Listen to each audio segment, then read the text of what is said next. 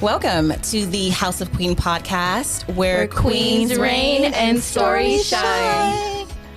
All right, so today we're going to ask one simple question, and this has been a debate. It's controversial, I think. I think it's been a debate forever, but the question that we're going to ask, and we want you guys to ponder yourselves, is does money buy you happiness? Ooh. Yes, ma'am. Does money buy you happiness? Now, I'm one of the people that would say yes. And reason being is I came from a childhood that was very, very poor. And compared to where I'm at now, where I have money, I'm self-sufficient, I can do what I want, I have the freedom to do what I want when I want, I would say yes. I came from literally the dumps. From Southeast Washington, D.C. If any of you guys know where that is, you will know it is like a third world country. It's really bad, especially from when I was a kid back in like the late 90s, early 2000s. It was hell. So fast forward to where I'm at today, where I'm 28 years old, and I've gotten a little bit of taste of what it's like to have money. There's nothing anyone can do. You cannot pay me enough to go back to the hood. You just can't. So my answer is yes. Sammy, can money buy you happiness? I think so. Going off of your childhood, I feel like as I grew up with, first generation immigrant parents, my parents were always stressing about bills. They never really bought things for themselves. So I feel like as I get older and when I get a taste of my own money, it's kind of nice to have my freedom. Yeah. Freedom is important. Yeah. And then you get to spend it on what you like and not having to survive. More of like living. Yeah, like feeling like you're in a constant state of survival. That's literally what I grew up around. So that environment is like, I don't like that. I don't want to be in that. And piggybacking off of what you said about freedom, I think stress goes along with freedom because most people are extremely stressed out about their bills. And we all know that if they had extra money in their pocket, that stress would go away because you're taking away the one thing that they're stressing about the most. Right. So I think stress directly correlates with freedom because when you have the money, you have the freedom to take a month off of work if you want to. You have the freedom to take a vacation, to buy yourself a nice car, a nice house, whatever you want. Right. Yeah. Yeah. And most importantly, like for me, I'm a strong D personality for those who do not know what that means because a lot of people don't, but it means that like you like to be head of charge. Like you like to be in control. HBIC, control. Control is the number one thing. Mm-hmm. And when you have money, there is no doubt that you have more control.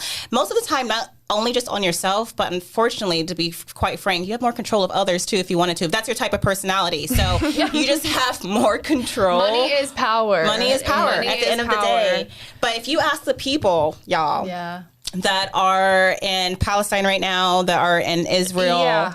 Right? Yeah, so I was actually doing some research on that last night, and not even just about the research, but if you're putting yourself in their shoes, they wouldn't agree that money buys them happiness. They are in the mode of survival right now, and they just want to be with their families. They just hope that none of their loved ones get hurt or killed.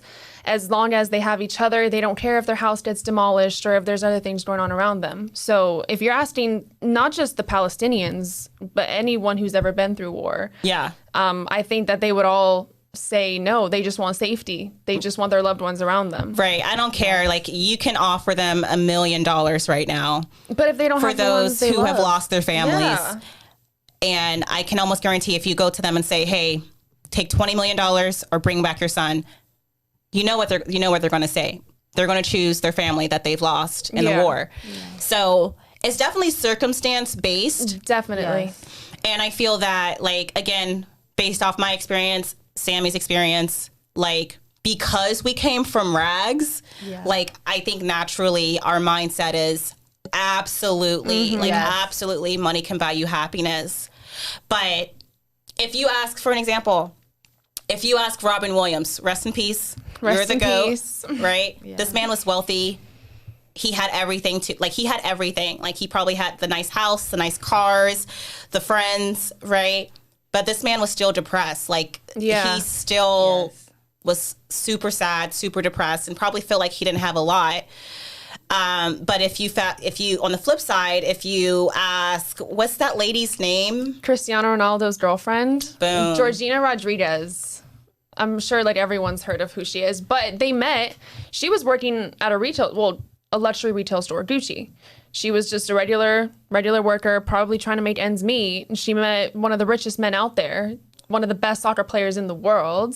And now she's living her best life. And I mean, I've watched a documentary on Netflix. I recommend if anyone else is interested, watch it as well. But she's up there and now she's doing her own thing because she's made a name for herself. Right.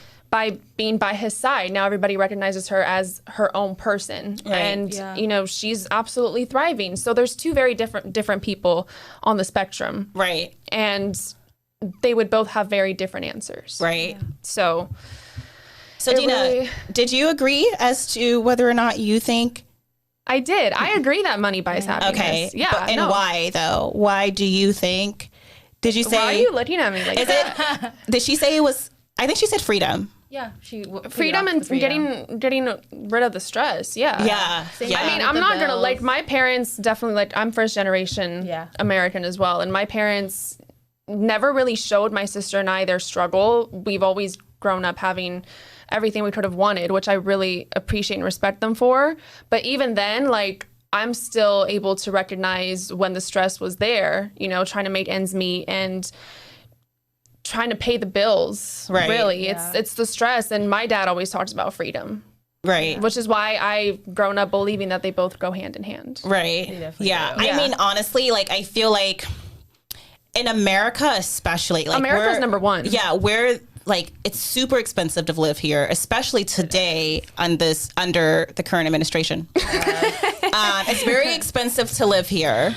So like I find it very hard to believe as an American, if you live here, like let's take Palestine and Israel out of it for a second. If you live here as an American and most people who are making six figures, I'm talking like over $100,000 a year are still struggling. Inflation. Hello. When you go grocery shopping, that's like way more nowadays. Right. Like anyone who would make the argument here as an American and to say that like money cannot buy them happiness. I think America's the problem. They're lying. They're lying. They are lying. That's what I said. Or they probably just haven't had a taste of it yet. Or maybe it's just also it's your upbringing too. Because I remember my mom used to tell me like, money doesn't buy you happiness. Money, you don't need money to be happy or whatever. And I'm like, okay, that's fine. But meanwhile, we're in Section 8 housing, struggling every day. Like we have to go to the food bank. Like you could hardly take care of your 6 kids. So you're coming to me and telling me like, if someone dropped $10,000 on your doorstep right now, you wouldn't be happy? Right. Yeah. Yeah. I wouldn't be angry. That's baloney. I would not be angry. I would not be angry. That's baloney to me. But you know what's even crazier is that $10,000 isn't a lot nowadays. It's not. Right. It's literally nothing. No, it evaporates. It definitely evaporates. But in thin air these days. It's just, again, what you said, inflation. It's just crazy. Yeah. So I will make the argument, yes, I truly believe that money can buy you happiness. All three of us agree. Yes. It's personal preference. It's definitely, and it's definitely circumstance. Money can't buy like self-confidence or self-esteem or... Money can definitely buy you self-confidence. You think so? What? Have you seen... Sammy! Are you serious? Let me give you an example as to how... Botox and stuff? Botox. Oh, yeah. Boob jobs. That's true. Clothes. Physically. A man who was 5'9" went to a surgeon, paid like $30,000 to get a knee replacement so he can be 6'1". Oh, I think I saw that. Yeah, that's wild. That's crazy. Like oh my God, that's literally wild. He feels like the finest man alive now. But here's the thing. You look good, you feel good. So I do 100%. think that physical presence goes along 100%. with your inner confidence. Yeah. So yes, money can buy you confidence. 100%. I was just thinking like mentally. The only thing I would agree with... That would be like a mental challenge for someone to be like, okay, I have it. Yeah. But then they'd be like... Do they just not know what to do with it? Is that what you mean? Yeah. Well, then physically they have it, but maybe not mentally in their head. They feel like they don't have it.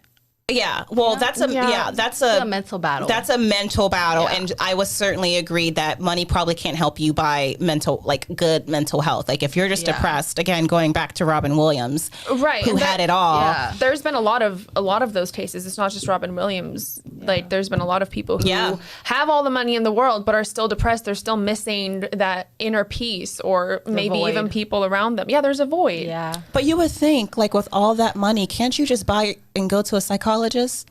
I don't believe in that. You got health insurance. You don't believe in psychologists? I don't. This is a whole nother topic, but I don't believe in let's talk about that, because you don't believe in therapy? A therapist. No, because let me tell you why. I guess I know that talking about your feelings is like a good thing, but I just find it absurd paying somebody to sit there and tell them about my feelings, and they, like, I, personally speaking, though, because I already know what needs to be done and what I need to do. But not everyone has that luxury. Right, right. So I'm saying it's personal preference. That's why I said I don't believe in it, because I think it's wild for me to go and pay somebody to sit there and tell them exactly how I feel, and then they give me X, Y, and Z, right? But, like, I already know X, Y, and Z. So it's just a matter of me taking myself out of that mental space and getting up there. You know what I mean? That's the thing, though. Not everyone knows how to do that. Not everyone's Dina Yusufi, y'all. Okay? Not everyone knows how to do that. So I think, like, that's a good resource. But again, maybe Robin Williams felt that way. Maybe, I can't remember the lead singer of Linkin Park, but I'm sure many people know the band Linkin Park. And same thing, he was super depressed, and he had it all. And what's that one dude we were talking about? The food connoisseur. Anthony Bourdain, something like that. But his issue was with his woman. His woman was doing some, like, when I looked into him, like, I think his woman was the major cause of that. Like, but like, get a new girl. You're traveling the world eating all these amazing foods. You can go to France and find you a new woman. But again, like, for me, like I said, I think it's definitely case by case. Yeah, it is. But like mental health, that is one that I think is most debatable, especially in America. Yeah, especially in America, because I think we have the worst mental health rates. Yeah, is that true? I've never looked it up, but just based off of what I know and what I've seen, I want to say that, but don't quote me on it. Well, I mean, we probably do, because think about it. We're the richest country in the world. One of them.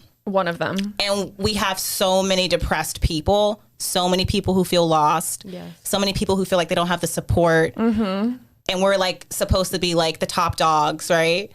So, like, yeah, I wouldn't doubt that statistic that you just made about, like, us being the country with the worst mental health, because, like, we diagnosed by Dina. Yeah, imagine supposing to, like, have it all. Right. And then you don't. And you don't. Like, you're, like I said, like, you're in my situation as a kid, like, you're still, like, living in Section 8 housing, having to go to food pantries and all that stuff. So, like, yeah, I mean, anyone would be depressed in that instance, knowing, like, this is the land of the free, but where's the free? Where's the free? Where's the freedom? Yeah. So I would not doubt that point at all. Yeah, no, that's the American dream, y'all. Yeah, the American dream is welcome. The American dream is now to get out of America. I almost considered moving to Switzerland. They're just very expensive. They're just as expensive. Switzerland is very expensive to live in Switzerland, but they mind their business. They do. I heard that they are actually one of the happiest countries for that alone. They are. Same with Poland. They have all the money, but they don't have all of that mental issues that Americans have.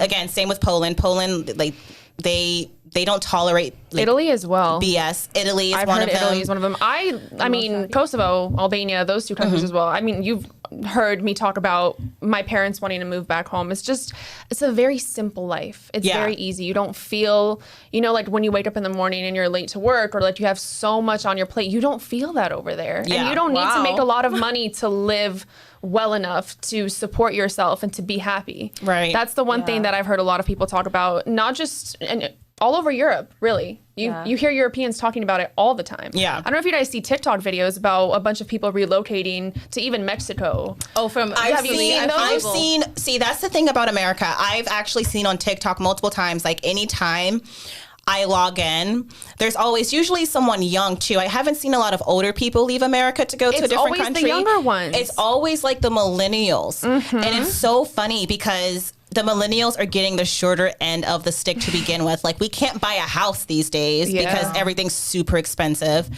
And like, we just can't do the things our parents or our grandparents did.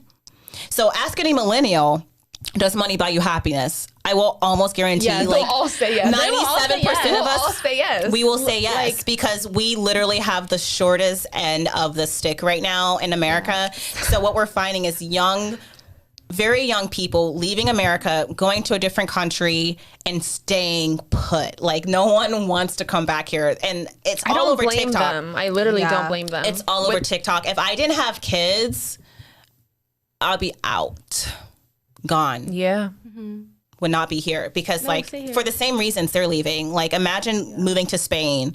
Beautiful Spain. And it's beautiful. Like, you can easily live off property, like free healthcare. Free healthcare, colleges, education. Ask how many millennials have healthcare. Yeah, no. Probably none. I don't. A very one of those right here. I do not. We just don't have it. Like, it's so everything is so expensive. Yeah. So like, maybe because America's very like hustle culture. You know what I mean? But like, again, going back to Switzerland is hustle culture. Oh, really? They are hustlers. Okay. They are hustlers. And like, probably more so than Americans, to be frank. Like, because I have a friend who lives in Switzerland and I talk to her often. I met her on Twitter like 10 years ago. But they hustle hard, they work hard, they make their money, and they go home. They don't have to worry about war. They don't have to worry about it's a very peaceful country. It's a very peaceful place. Like I said, they mind their business. And it's one of the most beautiful countries I've ever seen in my life. It's stunning. And you can learn like 3 languages just from living there, because they make you learn like 3 languages. Like German, French, Dutch. Yeah. Yep. Are we moving? Pack your bags, ladies. I don't know. I don't know. I'm too comfortable. I think the American dream now is to make enough money to get out of here and go live a happy life somewhere else. But you want to know something? You don't need a lot of money to move out of here. No, you really don't. You really don't. I think that's also just personal preference. But especially in this remote work environment. Yeah. Like, you can probably, I know a lot of people, again, on TikTok who have stated that they decided to, like, because they work remote, they just go to a different country, keep their jobs, and they live peacefully. Like, so you don't even need a lot of money to leave the U.S. That's you can just go to, You don't. It's cheap. Hella cheap. It also just depends on how you want to live. If your main priority is just like freedom and being stress-free and happiness, yeah, you don't need a lot of money. But you can also, I feel like, especially for Kosovo, you can live off of like $100,000 for a really, really long time. Wow. Dina told me actually that you can build a fat ass mansion, a huge house, for like under like $100K. Is that right? No, it would like, I want to compare it to like $1 million mansion here, or like between $1 to $5 million maybe. You could build it for like less than half of that. Yeah. So it really just depends on size. Like, my grandparents built their house back home for like $150K, and it's massive. It's like 3,000 square feet. Yeah. Marble everywhere. Like super modern. It's gorgeous. Yeah. And they have a lot nicer material, I feel like, over there for a lot cheaper, because those materials here, like, we see all the nice houses here, and everything's like, super inflated. Everything's super inflated. Because I mean, there's so many things that go into that. I mean, you have the cost of labor and all of that stuff, the administrative with permitting and all that stuff. But like, even with Ghana, dude. Oh yeah, you can get a fat mansion in Ghana, and Ghana is still like an developing country. I don't like to say third world country, because if you go to downtown Portland, you can consider that third world country. Let's be frank here. Most major West Coast cities, you can consider that a third world country. So I like to say developing countries, but like most of the developing countries in Africa, for an example, you can get I'm talking like 8,000 square foot house, 5 beds, 5 baths. And again, it'll cost like $300,000. Wow. Yeah. Literally. Yeah. We saw actually yesterday, my dad and I were watching, there's this broker that I like to follow from back home, and they listed a hotel and restaurant with like a condo on top for $162,000. Wow. And it's massive. It sits on like maybe 3 acres. Yeah. Huge parking lot, nice garden. And it's literally a hotel. Yeah. A hotel with a restaurant and a condo And a condo on top. It's $162,000 or euros, but it's very close. Right. Wow. Very close to the same price in dollars. Right. And it's just like, where would you find that here? You wouldn't. You would not at all. You wouldn't. Point and blank. That's the thing. Like it's incredibly depressing. Like just the cost of living here in America, and you have no choice but to make no money to feel something, to feel like you're accomplishing something, just because it's so crazy expensive to live here. But we want to hear your thoughts. Like, do you all think, in your position, speaking for yourself, let's not talk about anyone else. Right. Yes. Can money buy you happiness? Leave it in the comments below, and we'll see you at the top.